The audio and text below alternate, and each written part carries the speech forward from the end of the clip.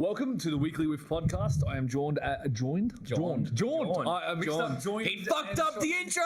Hey! Tim, edit this out. We want to say a special thank you. Fucking dare, Tim. Don't you dare edit this out. Big props to our new editor, Tim. He's been helping us out with a couple of the pods, and we're a big fan. Yeah, that was all intentional, so we could segue into introducing Tim. Yeah, to the exactly right. See, I'm on top of this. Yeah. This is the Weekly Whiff podcast. We're on episode number 12 now. Yes, 12. 12. And I am joined, as always, by my lovely co-host, Shaun. Yeah. From 28 Posts Later. Check him out on his blog. He will be doing a piece pretty soon, he was saying.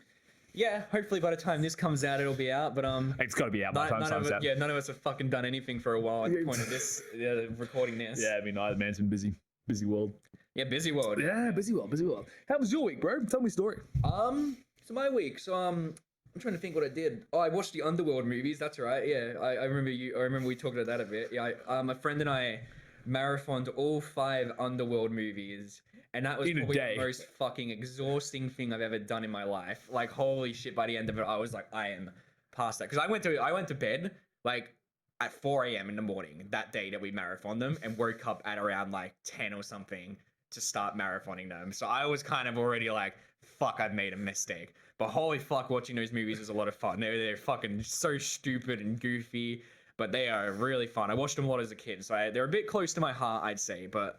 I was fun though. It was fun. Marathoning a franchise is fun. But besides that, I haven't done much else. I've been rewatching Attack on Titan because I'm very excited for the latest season, which I talked to you about briefly. But besides that, yeah, just been watching shit and not doing any work.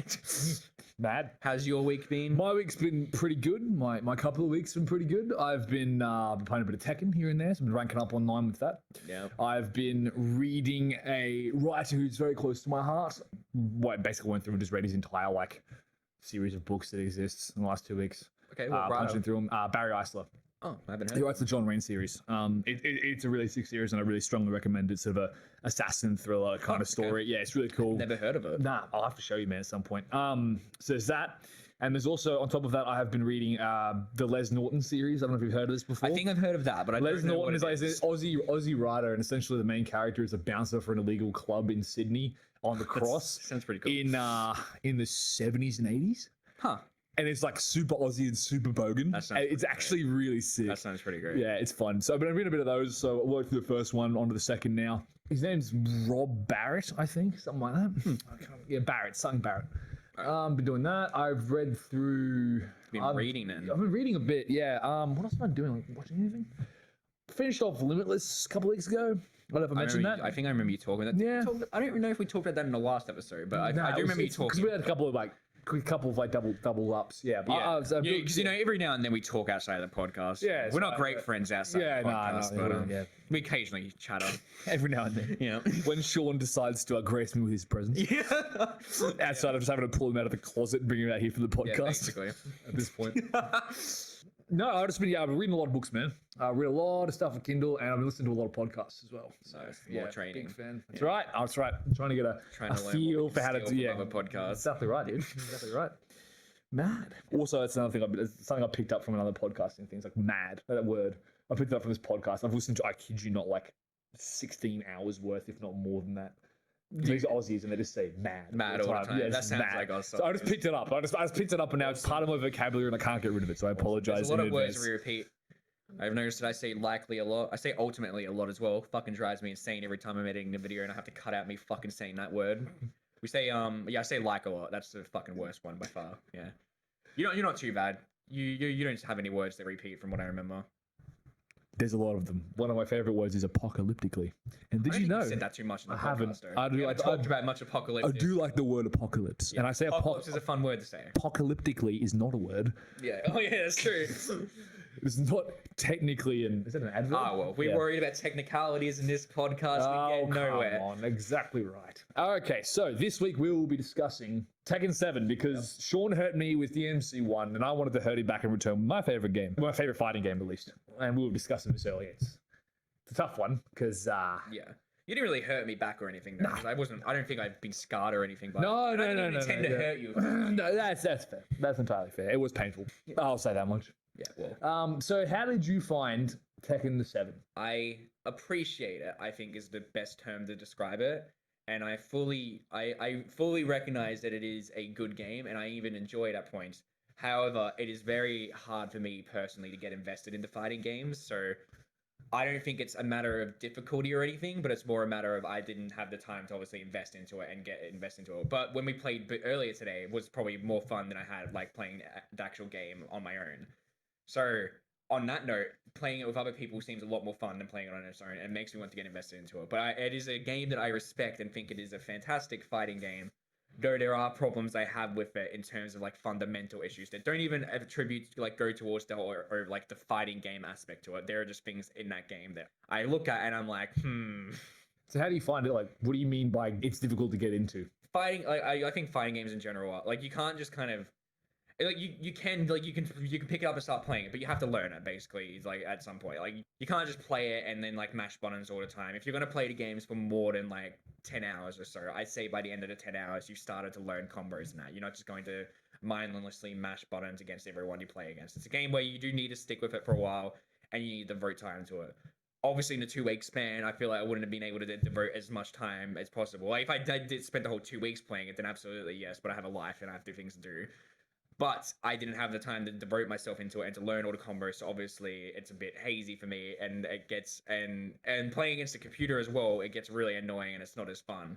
However, playing against humans is a lot more fun, I will say. And towards the end of it, I think I started to memorize combos, but it is definitely a game that is a time investment, and I don't know if I have the time required to get invested into fighting games, basically. It's entirely fair, man. Yeah. I didn't have anything like that myself. I've never gotten into any fighting games before this. I played Tekken 3 casually as a kid on PS1. I think there's a good chunk of people who probably experienced something similar to that.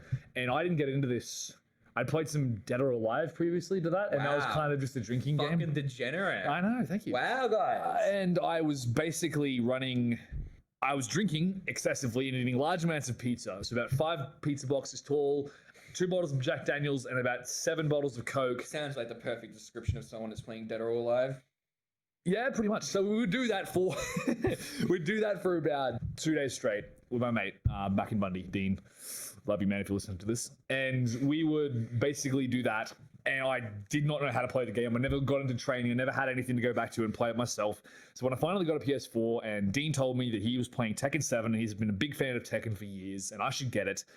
Because I'll be honest, the first time I tried to play Tekken 7 with him when it wasn't in person, I was trying to share play Tekken 7 across to my PS4, okay. And then he would allow me to use my controller to input things. The problem is we had an internet connection at our old place in second year that was about 1 megabit per second. So if you can imagine trying to stream something as sort of intensive on netcode, as well as trying to do inputs and everything else, it was a nightmare. Yeah, but I did invest. I did get it, and when I started getting it, I just basically spent most of my time getting completely destroyed, much like your experience earlier this evening. And then pretty much you just figure it out as you go along. You start looking at tutorials online, and you start getting a bit of a skill for yourself. You start playing against other people online, and I absolutely agree with you. I think that it's something you do get better at over time, and I understand that because I played DMC, so that's the things that passed over for it, in my opinion. That it's something that you can't just like play for 2 weeks and then be good at it. You absolutely need to not. kind of invest time into it. This game's for 2 things. If you're going to be like a massive sort of, if you're going to be incredibly invested and you really want to get good at just one fighting game, I would strongly recommend Tekken. And it's also really fun just to have lying around the house in case you happen to have one of those kinds of house parties where everyone's just having a good time. You turn on the PS. It's a good party game. You can pass it back and forth. And that's what's good about Tekken 7 casually, I would say. Yeah. Just don't play it for the story. Yeah, there's enough to say in the story, which we will say at some point. Things to complain about with that. What other kind of first impressions did you have about it, though? The first impressions. I don't know. That's about it, really. Because, like, I obviously, like, so in terms of, like, Tekken, I haven't been exposed much to Tekken before. In terms of fighting games, I've had a bit of, like, background with it. So, like... I would argue DMC is basically just a single player. DMC is basically, like, well, nowhere near as complex, in my opinion, and a bit more beginner-friendly than Tekken is. But, in terms of like fighting games, I think the first fighting game I actually ever played was the Persona 4 Arena like fighting game they had, which in all honesty is not that bad of a fighting game. It does have some depth to it. I'd say that's pretty beginner friendly from what I remember. But that's probably the first experience I had. But besides that as well, I've always enjoyed watching professionals play fighting games. I think it's fascinating. I think it's really fascinating watching professionals fucking just master these controls and just juggle each other like and just these tournaments to happen because of it.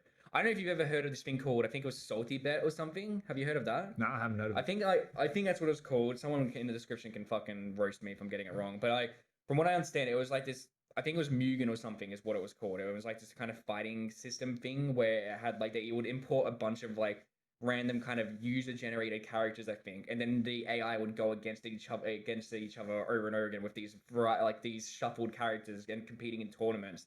And people in Twitch streams would just actually donate money to bet on who was going to win. Like they'd be betting money on who was going to win against who. And I used to watch that a fair bit, like back in the day, because I thought it was a lot of fun just watching these random generated like characters from random series just fighting against each other in fighting games. And I was like, this is fucking fun. And watching like the Twitch chat just go like, whoa, when someone just like wins or something.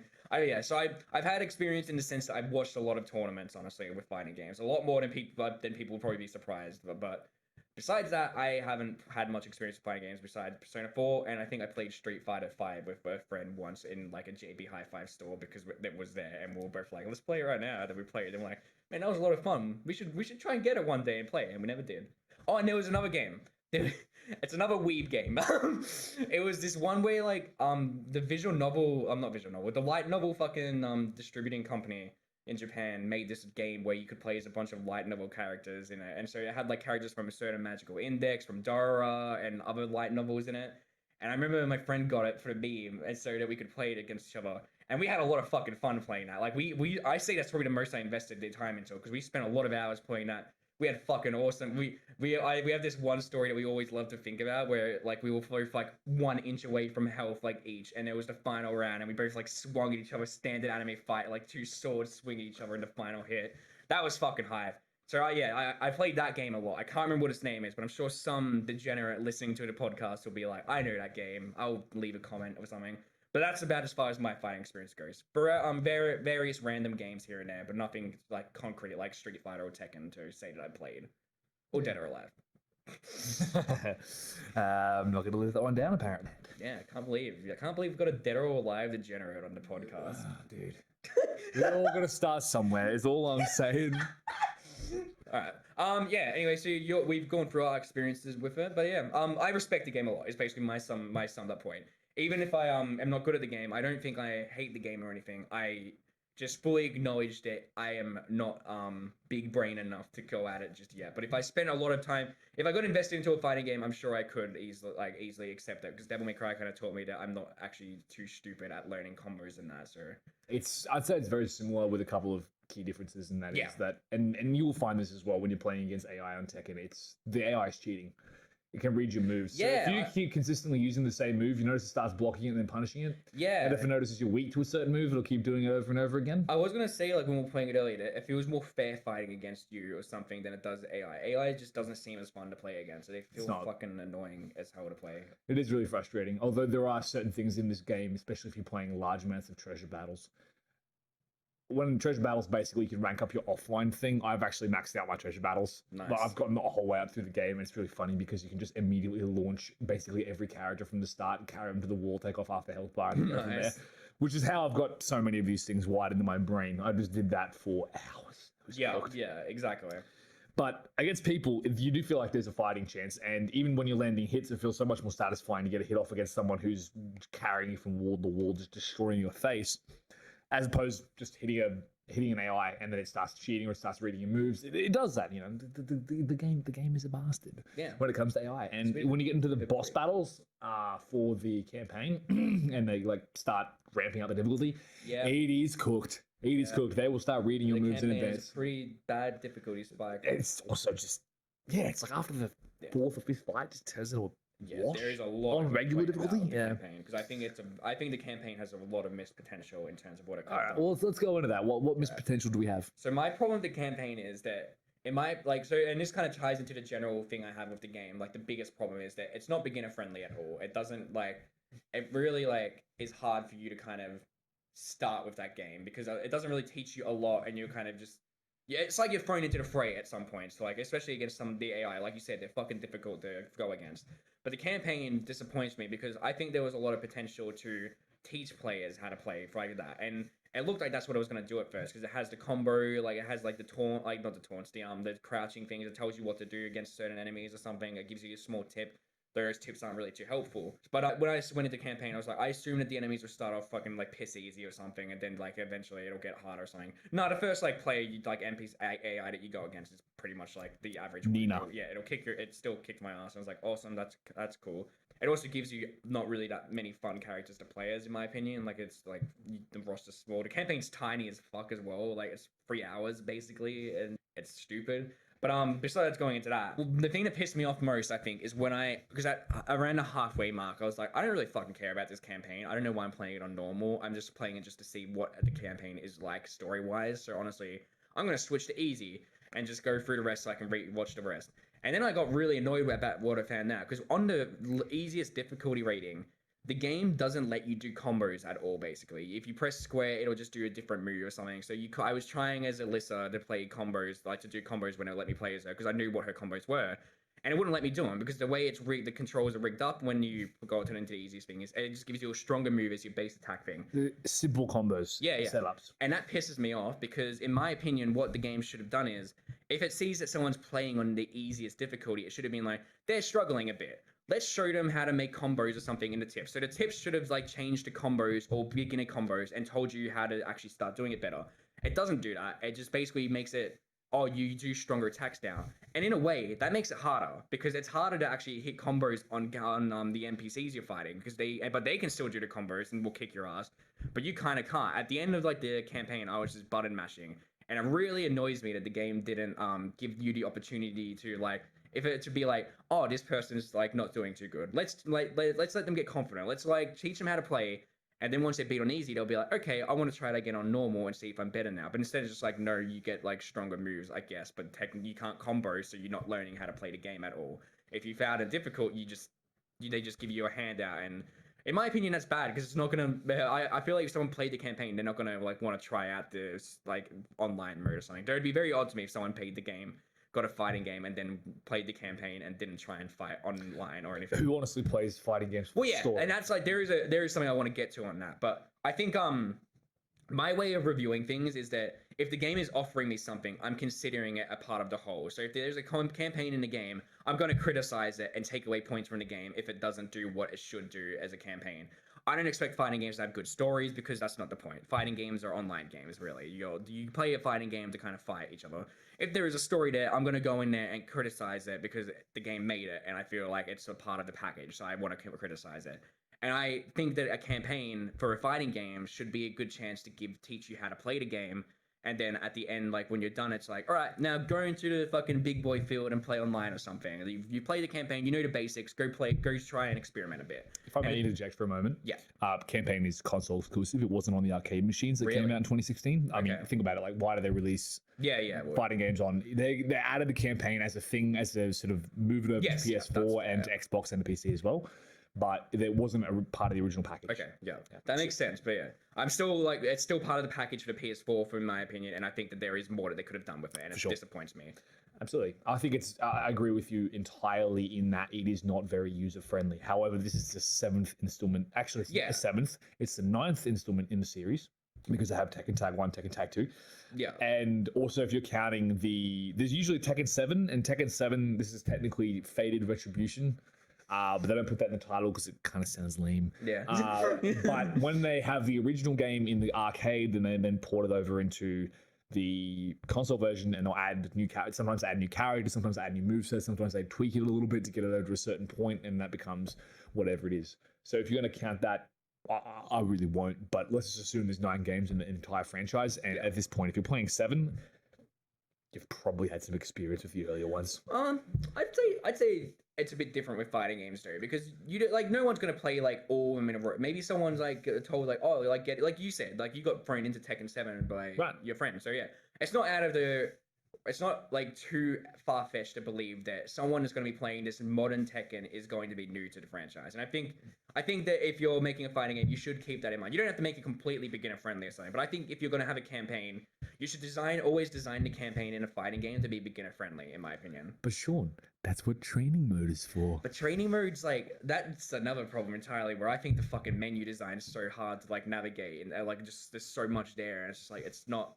very beginner friendly either, because you gotta just go through it and learn it, or, like, go through and fucking study the menu before you can actually get the true, like, thing or anything, like, the true experience. I just still think that the campaign should, for a fighting game, because we're not expecting a good story, and I'm not gonna fucking say that the fighting game shit because it's got a bad campaign or fucking dumb characters or anything. But I think if they're going, Which it does have both of. it does have both, yes. But the campaign is fucking stupid and the characters are pretty dumb as well.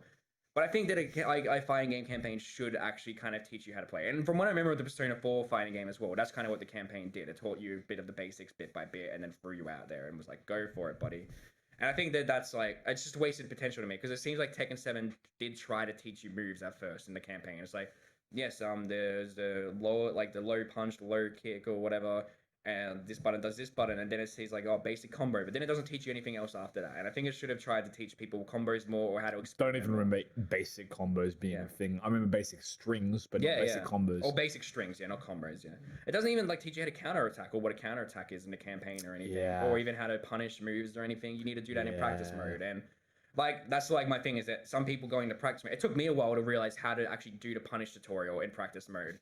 So it's like, it's not very easy for someone new to the game to navigate. I think even someone who's played the other games might look at the menu straight away and be like, what the fuck, where is everything? Yeah, absolutely. I think your criticism that you're making is one shared by a lot of people trying to get into Tekken. Yeah. And they've, even the big boys, so some of the big guys who play a lot of Tekken online, who are trying to get people, they stream it, they're all about it, they're part of the culture.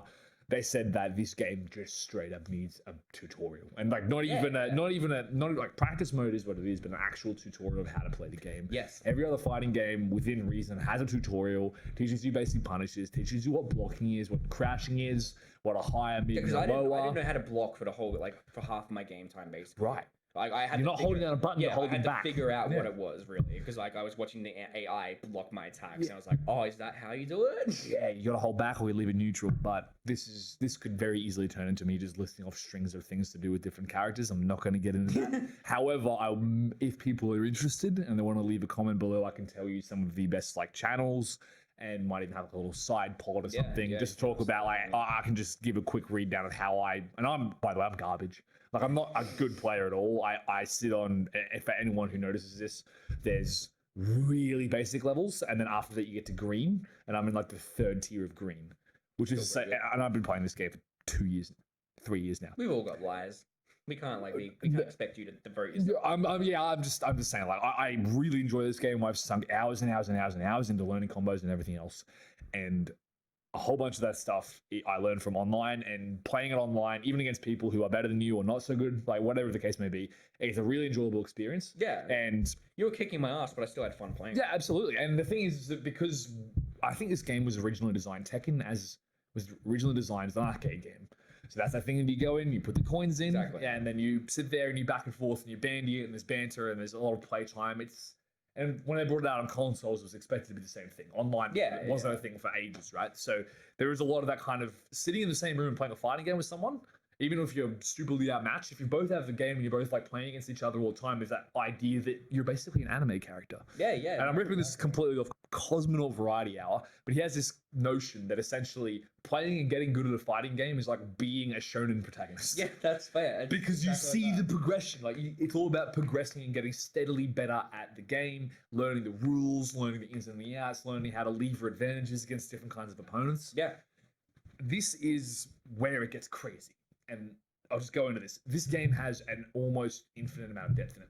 Yeah. And when I say that, I mean in terms of gameplay or in terms of like mechanics, there was a lot of mechanics to learn. You didn't even know what a counter hit was until I pointed out to you earlier today. I had no idea. A counter hit, all right? So there's that. There's like backdashing. I could go into it for days.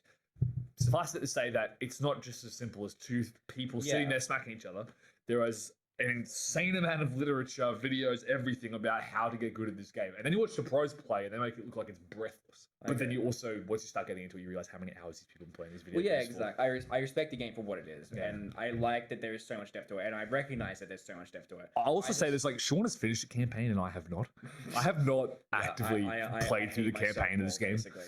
So I respect everything that's there for the game. I just wish the game did a better job of kind of showing newcomers the basics of what's there, rather than YouTubers being. You have to run on YouTube. Exactly. Yeah, absolutely. So, like, I'm not really selling this very well, am I? No. Yeah, well, we will sell it in a bit. We'll get Yeah. the negatives out of the way. But, like, Yeah. if I compare to the DMC, for example, just because it's got defining things, I spent, like, a lot of time playing DMC and getting good to it. DMC at least has, like, the bonus of, like, you know how, like, you've thrown in, you know how to swing in that, and you kind of, like, as you buy more moves, you learn that there's more combos you can do, and it has, like, a list of all your combos that you can go to as well. The enemies are basically in DMC are normal. Like, the enemies are what you're expected to kind of try out your moves on and to kind of figure out what your style, like, what is it, like, what works for you and what doesn't.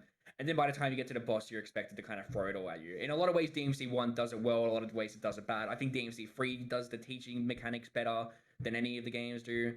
And that's what, like, I feel like DMC uses its story kind of like structure for as well, where it builds you up in that. And then when you're at the end of the game, it's kind of like you're expected to use everything that you've learned against, like, the final boss. DMC 1 doesn't do it that well, in my opinion, because the grenade launcher exists. Well, not because the grenade launcher exists. Because, like, I feel like you could just not use the grenade launcher and get good with the other weapons. Like, because I never used a grenade launcher, is my thing. So that's why I never suffered really in that department. In DMC 1, the final boss, you're given, like, a completely new moveset. And that's why I think it doesn't work too well, because you're kind of, like, you're expected to do that. DMC 3, however, the final boss fight is completely, like, this is the final fight. You've spent hours with this game. Use everything you've learned against this boss right now. We're not going to give you any handouts. Go at it right now. And that's why I think that boss fight is a fucking work of art. But we're not going to talk about that. And that's why with Tekken, I think with fighting games in general, I think they should kind of build you up and teach you these basic moves. And then the final boss for each fighting game should be, we're not going to give you any tips or tutorials here. You should just go at this boss completely.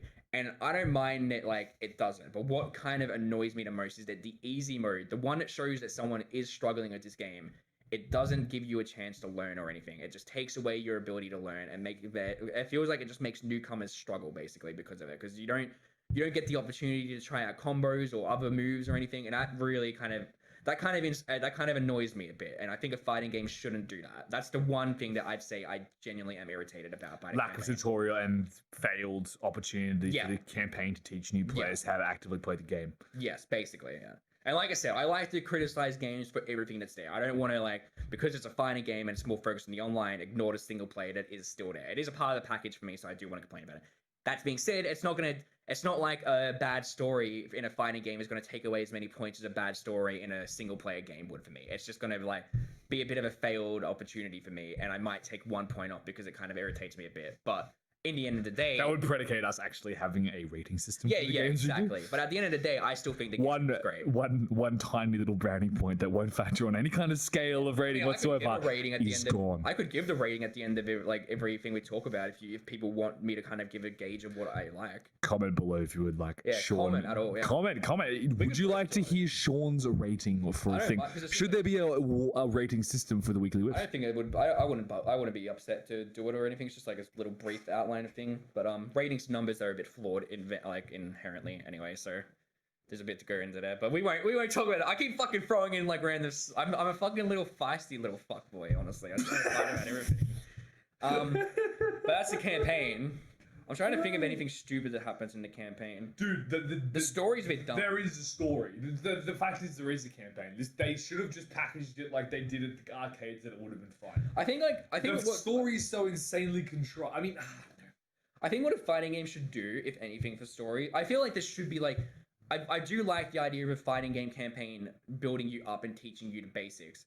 And I think if they are going to do a story that does connect some of the characters, they should do that. But I honestly think a fighting game, like, the only thing I'd expect from a fighting game story is maybe just have, like, each character have one episode or something that you can play. Yeah, they have character episodes in Tekken. Yeah, so I never played any of them. I saw them. It's literally one fight against one other arbitrary character with a couple of animations, and that's it. Yeah. And it's boring as shit. Yeah, I figured. Yeah, the story for this game is trash. It's really bad. However, there is some lore involved, which is interesting to me, but I'm not going to go out on a limb and say this is.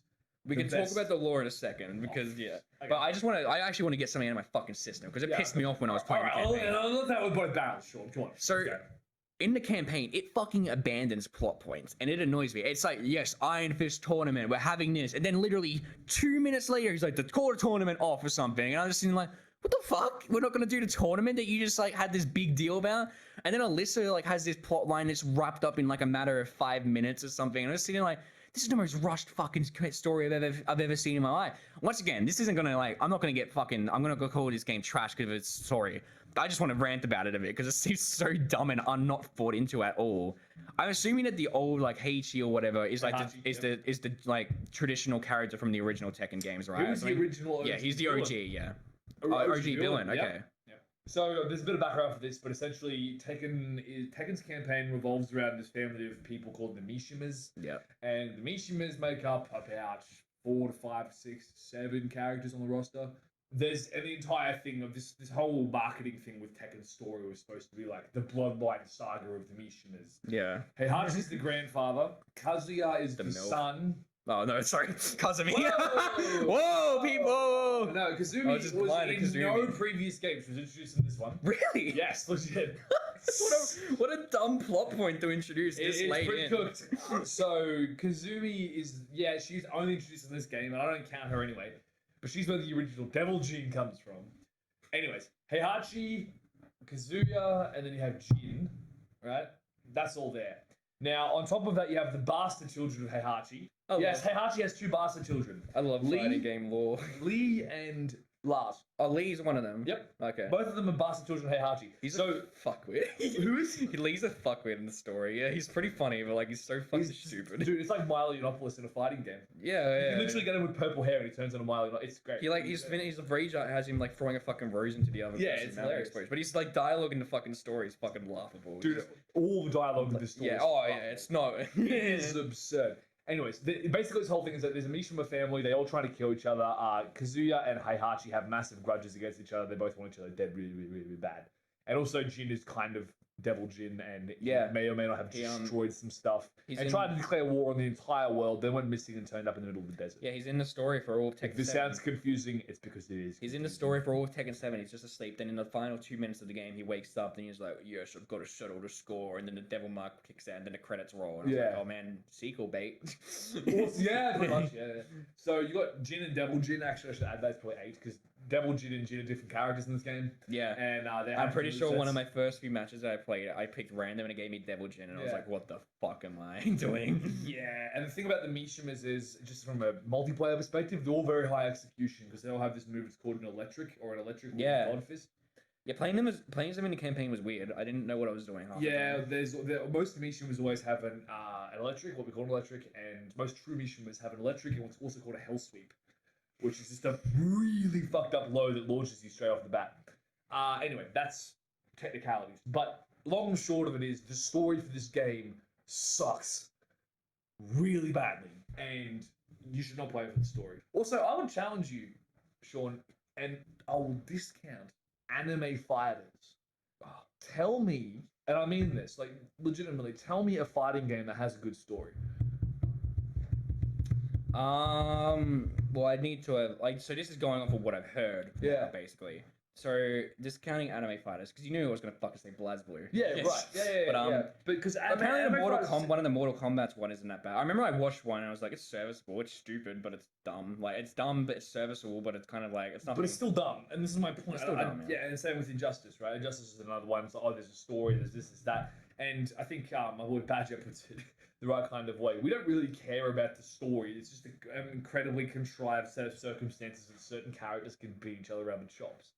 It's not like you're playing a fighting game for the story. Yeah, exactly. Yeah, it's pretty balked. In any case. I distracted your train of thought because I was messing around with my phone. You were messing around with your phone. Why were you messing around with your phone? Why are you trying to derail this podcast? Oh, no. Explain yourself, sir. I think someone called me during like the recording and then it fucked up. So our backup audio. Our backup audio. Oh yeah, the backup audio just sounds like shit. Unless this audio sounds like shit and people been fucking tearing their ears out for the last 3 episodes. But anyway, sorry to detract from the quality of the episode. Unprofessional, I tell you. I was just checking the time and then I realized that it wasn't recording, so we didn't. Yeah, I think we're around 30 minutes or something, so we can keep going for a fair bit more. Mad. What else do we have? Tekken 7. What do you reckon? Yeah. What? Oh well, no, because we were talking about story. Story. See, I don't think a fighting game should be expected to have a grand story or anything. Yeah. Would it be cool if a fighting game came out that had a pretty fucking hype story that took advantage of its characters and also taught players how to play? Yes, and that's kind of why I want to talk about it because or like criticize it, because I think there is like like the option to have a good story. Obviously, you just don't really need it or anything. And I think if you have a good story, I think it'd be fucking legendary for a fighting game if they do actually do what I think a good fighting game campaign should do. I think it would be the most good like entry level fighting game for anyone, because they'd be able to go into it and learn the basics, and then hopefully after beating campaign they'd be like, man, I want to fucking play some online battles or something. Counterpoint though, the thing with the fighting games is you always want an interesting and varied roster. Yeah. And herein lies the problem. You are going to have several main characters. So in Blaze Well, yeah, you've got exactly. certain characters. In Tekken, you have the Mishimas. Have always been there. They've always been carrying the narrative insofar as it exists. And there's always going to be a lot. The rosters keep getting bigger and bigger, and new characters always keep getting introduced. And the problem with this is, as you go along with it, everyone's going to want their character to be part of the story. I agree. And there is no way to take. In Tekken, I think it's almost like getting on 50, 60 characters. I don't think it's easy like to do what I'm saying. Like that's why I don't expect fighting games to do it. My like point is that like I think that there is something that you could do, and I think BlazBlue, from what I've read, apparently BlazBlue does have good intricate plots that like with its characters that does feel fleshed out and also connects them all, which is a credit more to itself. But my main like thing is that I think it'd be cool if a fighting game at least taught you how to like the basics of it, and then that was it. The story can be, if the story wants to be some hype fucking shit where people are fighting volcanoes or whatnot, cool. That is a pretty cool fight, though. I'm gonna be honest. Like that is so cool. Yeah. Like the very end of like the Heihachi and Kazuya going. There's nothing like the cinematics are fun, like to watch. Absolutely. Like the fights, they're dumb, but like some of the shit that's happening in the story in the cinematics is dumb. But it looks good. The game looks good, actually. Yeah, absolutely. The character design is super unique. It's a big thing. Yeah, I love it. I absolutely love it. But yeah, I to answer your point there, or the point you were making or whatever. Yeah.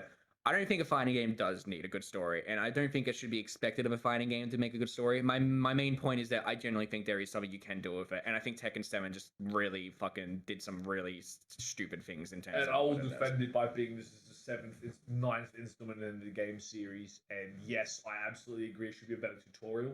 But I also think that the story was rushed, it was contrived, it was brought out to be on the PS4. Yeah. So it does have a campaign section, I guess. No, yeah, that's fine. And they had little to no interest in doing that. They just did it because they felt like it was the done thing. And let's be honest, you're not playing Tekken for the campaign. You're playing it for the multiplayer. Yeah. And that is what it comes down to. But yeah, well, I agree. Yeah, like I said earlier, I just like to judge things as a whole and not leave out like the criticisms that can be made of something. So yeah, it's not going to damage the game for me or anything, or my overall opinion of it. So talk to me about your main. Talk to me about your main character, Elisa. Yeah, me, degenerate, Shaun, horror writer, needs some kind of fucking dumb anime girl to play as, or else I can't stay interested in a video game for too long. What actually happened though is I just was, at some point I was trying out characters that looked interesting and then that looked like I could have fun with them, so I played Lee once because I was like, he looks dumb and it's fun, so maybe he'll be fun. Wasn't too much fun, so I was like, all right. High execution character. Yeah, high execution, basically. Very high and then basically I just started picking random and let the game like pick characters for me. And that happened until I got to Alyssa, and I was like, no, Alyssa's actually a lot of fun. I'm going to keep playing as her for a bit. I enjoy her moveset. And then from then onwards, I just played as Alyssa and got used to her moves. And that's kind of what you have to do with fighting games, from what I gather. You need to figure out what character suits you best, really, or what character you want to play, right? I think like with Tekken, it literally just comes down to which one do you reckon looks the coolest. Okay. And then you just go from there. What is that factor as well? But also, yeah, how they handle is a big part of it too. I think that is part of it, because you have, say for instance, in this game, if you favor a really like whippy, neat, fast, death by 1,000 cuts kind of thing, there are certain characters who got you covered. Like Steve, for instance, the boxer, he has a lot of movement-based stuff. He doesn't actually have any basic kicks. Yeah. Both of his kick buttons are sidesteps, and he just punches all the time. Huh. So he's really fast, really whippy, like moves in and out of stuff really quick. One of the guys has a fucking gun. Like an assault rifle that he pulls out or something. That's the NPCs in the actual. That's the NPCs in the I swear, like when you were playing as in the campaign, when you play as Lars or whatever, you pull. Yeah, that's campaign specific bullshit. God. Yeah, no, there's no. Holy shit! However, in multiplayer, you can actually equip items that you'll let you shoot them, but because it takes so long to actually pull them out, you're not going to. You just there's no point. Like you may as well just close the distance and use your hands and feet, which is like Iron Fist, literally.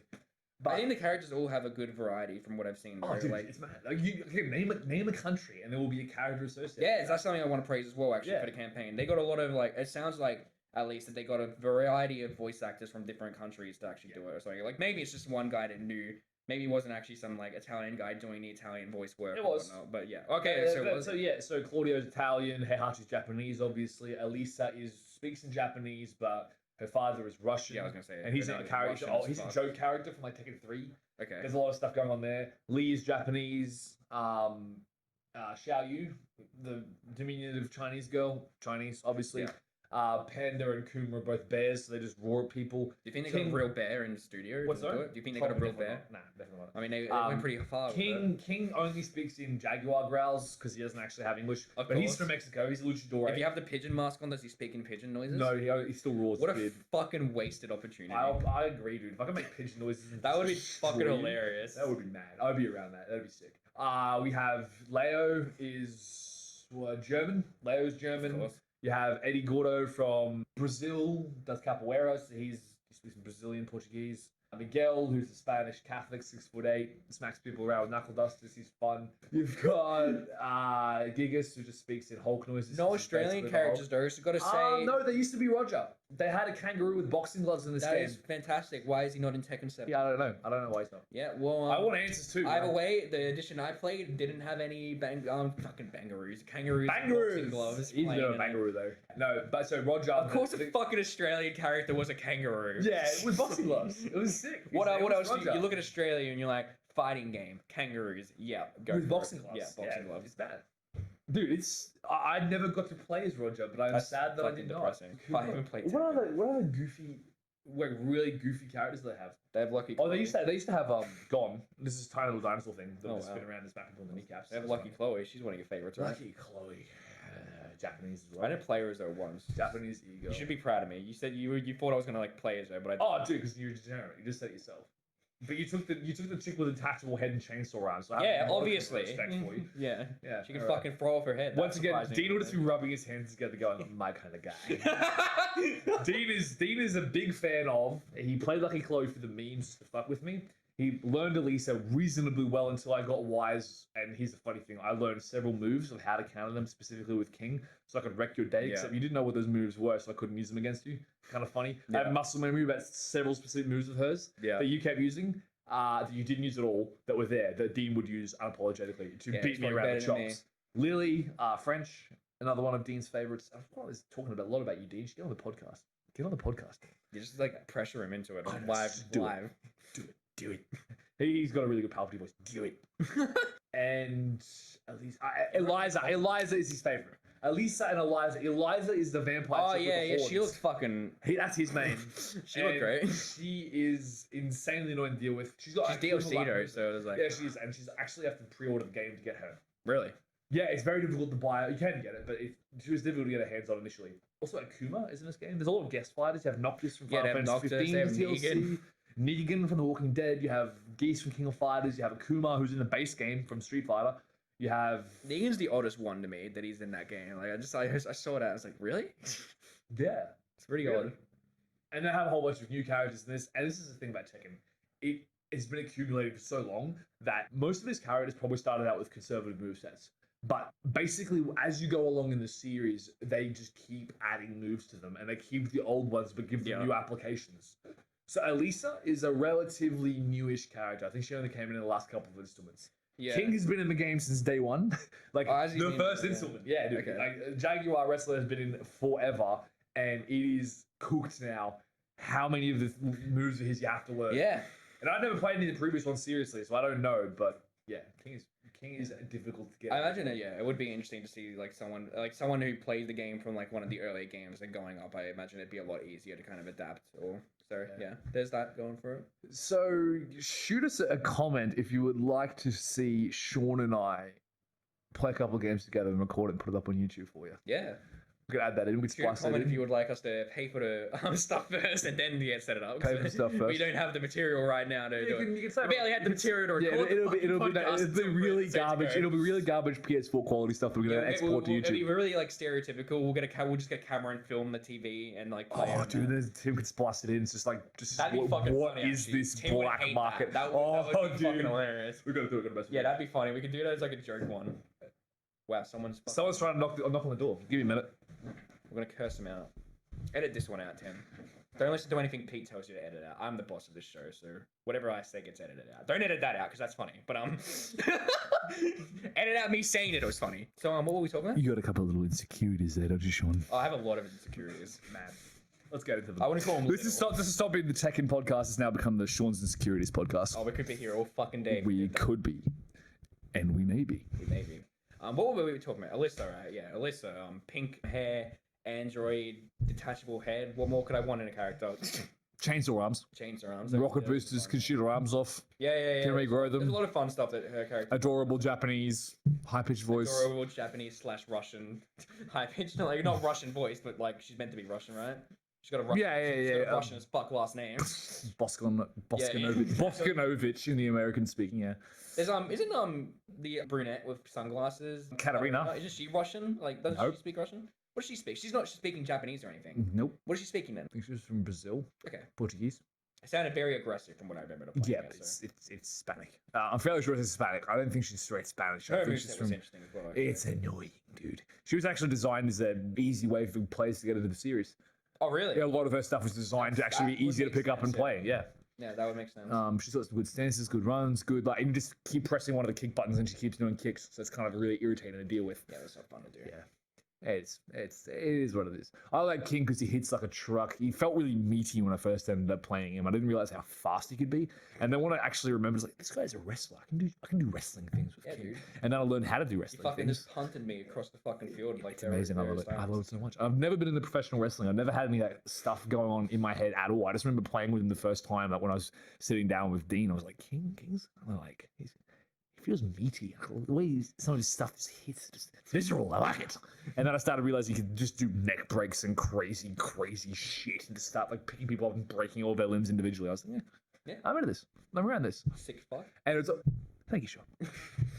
And there's a huge amount of memes in there because Japanese love the professional wrestling, right? Yeah. But honestly, like a whole bunch of that stuff. He does moves from WWE, from like Japanese wrestlers, from luchador wrestlers. There's a huge amount of stuff going on in there. And it's great because here's the other interesting thing about this game. The Japanese, I don't know if you've seen the way they portray the Americans. The Japanese. Yeah, in Tekken though. Oh, in Tekken. Okay, so Paul is Bob one of the Bob is like this enormously fat tourist who's incredibly fast. He's All a of his tourist. Holy shit, he's got the shirt on. He's got like the huge round head. He's basically just a bowling ball with arms and legs and like a big Hawaiian shirt. And he's got like 5 o'clock shadow. He's got blonde hair. He thinks he's a superhero. Fantastic. And his like catchphrase is speed and weight. And all of his moves on the move list are named after kinds of food. That's fantastic. And then you have Paul, who is like a meme of the all-American hero. He has a flat top that goes up to here. It just does this. Oh, I think I saw that. Yeah. And he just does crazy stuff like punching through brick walls and massive backflips, and he's super loud and aggressive.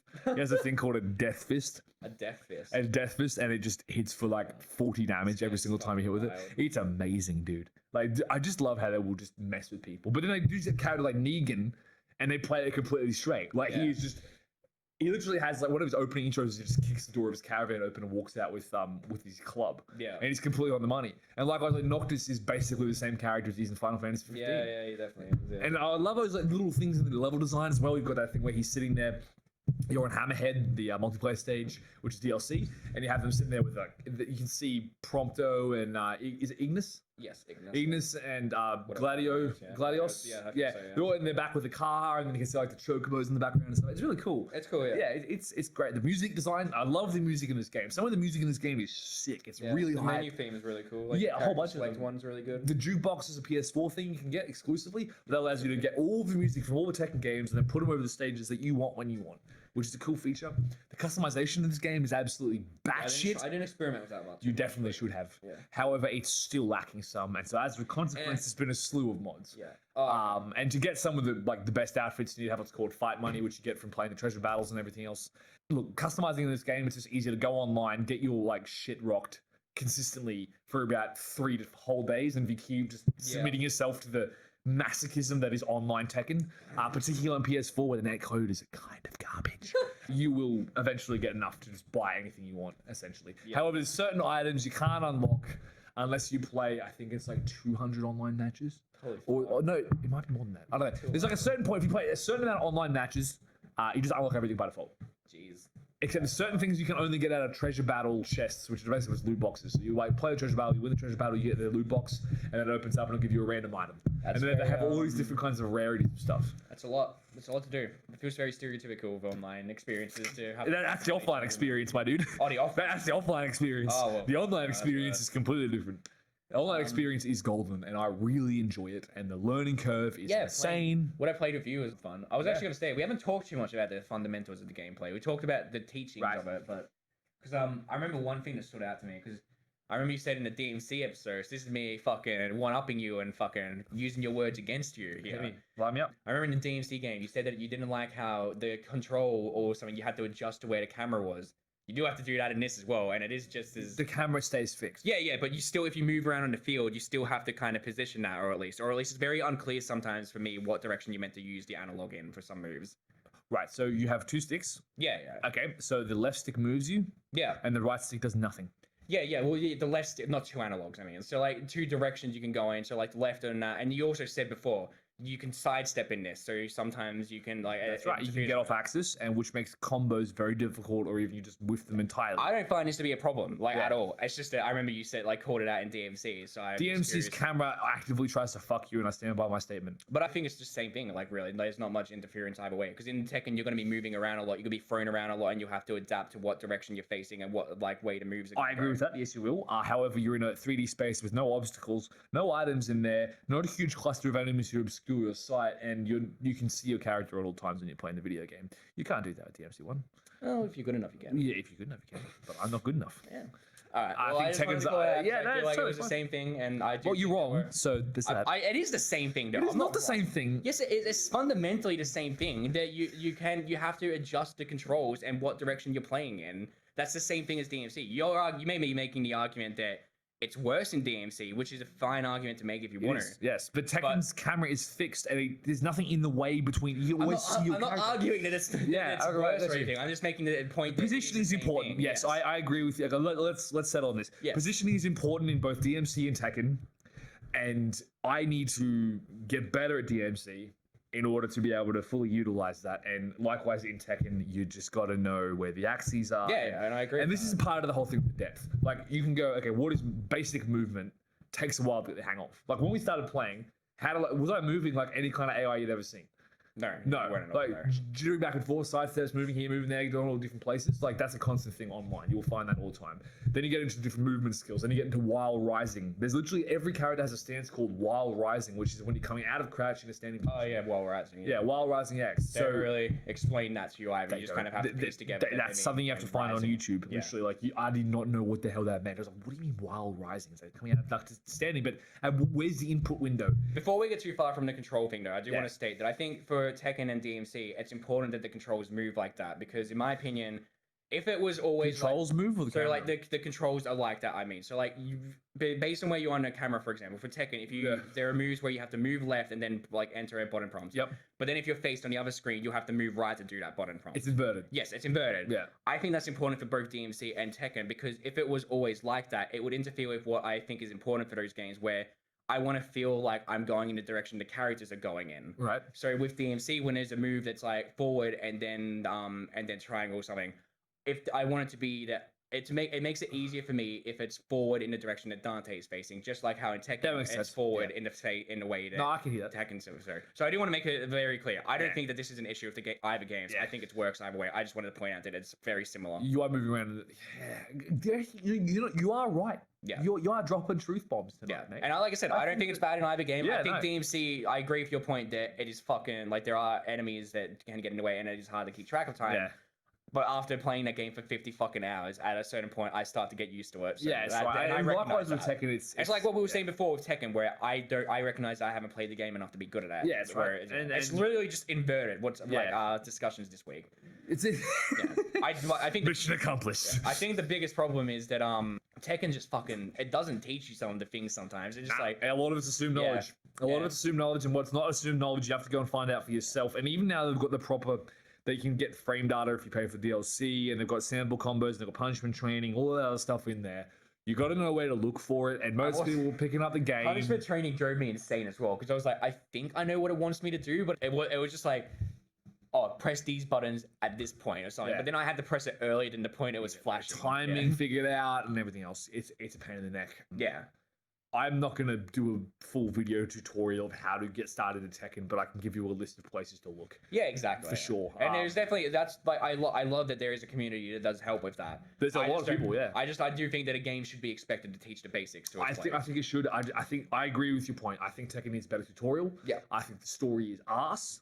I think that it is. It's really just fucking garbage, dude. It's like, it doesn't know what it wants to be. It doesn't know what it wants to be. Although I will say that the penultimate fight scenes are sick. I really there is a lot of the really fucking emotions. Kazumi or whatever, Kazumi. I thought that she was in the series for fucking ages, the way she was being She framed got in this. introduced in this game Holy fuck, that's so bad. just so they can have the. It has like the Mishima. flashbacks and and she fight just scenes throws as well. tigers at people.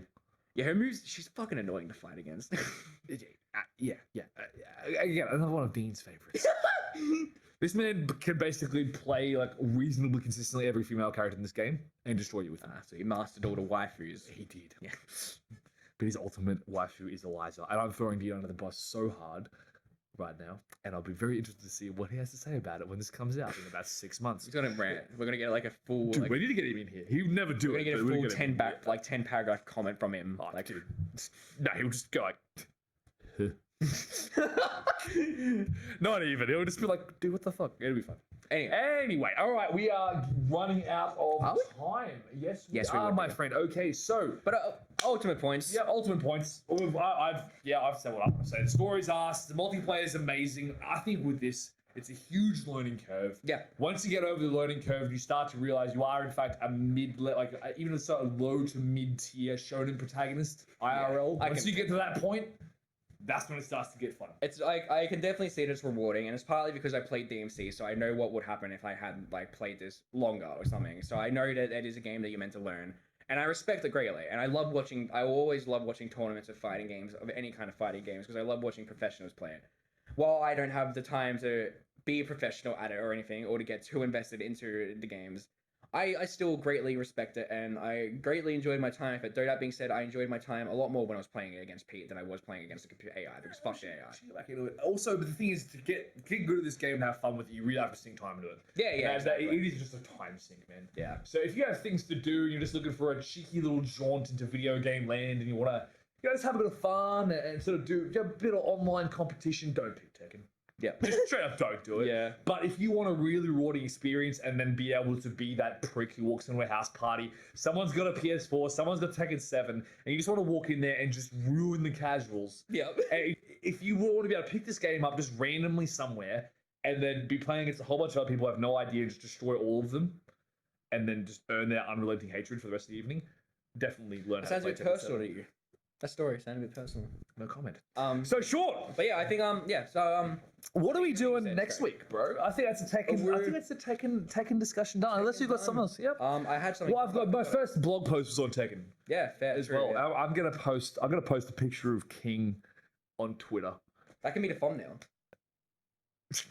Just that. Yeah, just that. Mad. And like the wall, like The trust yeah. look at a wall behind. No, I was gonna put it on Twitter. I want to put the episode up. Just like my boy. Yeah, you should. Yeah. Yeah, I had something else I was gonna say, but I completely forgot it. So obviously it wasn't important, and I'm gonna remember it right after the episode and fucking scream. So anyway, my turn. Please like for Recommendation. saving Peter's eardrums.